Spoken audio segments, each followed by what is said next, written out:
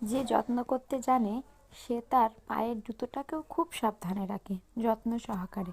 আর যে যত্ন করতে জানে না তার হীরের আংটিটাকেও সে সাবধানে রাখতে পারে না।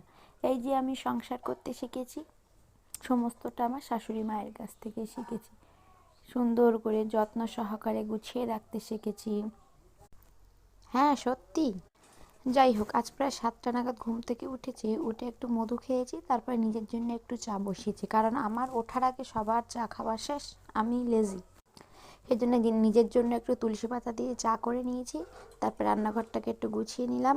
আমি রাতে সমস্তটা গুছিয়ে রাখার চেষ্টা করি, বাট যেদিন ইচ্ছা হয় না সেদিন আর গুছিয়ে রাখি না। এই জন্য চা বসে একটু টুকটাক করে গুছিয়ে নিলাম। তারপরে চা নিয়ে একটু বিস্কিট, একটু ঝুড়ি ভাজা দিয়ে খেয়ে নিজের রুমটা গুছালাম।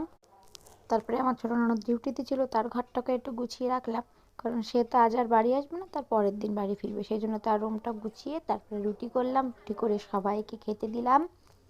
এদিকে রুটি করতে করতে মাকে বললাম সবজিপাতিগুলো কেটে দিতে। মা এদিকে সবজিপাতিগুলো কাটাকুটি শুরু করেছে, তার ভেতরে আমি রুটিটা সেরে নিচ্ছি। এবার রান্না করার পালা। মা মাঠ থেকে শাক তুলে এনেছিল, শাক রান্না করব, ফুলকপি দিয়ে আলু দিয়ে রান্না করব।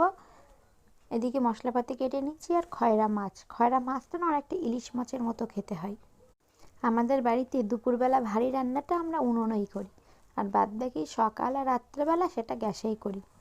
যারা উনুনে রান্না করতে জানে না তারা গ্যাসে রান্না করতে চাইবে না, কারণ উনুনে খুব তাড়াতাড়ি রান্না হয়। আজ এই পর্যন্ত, টাটা।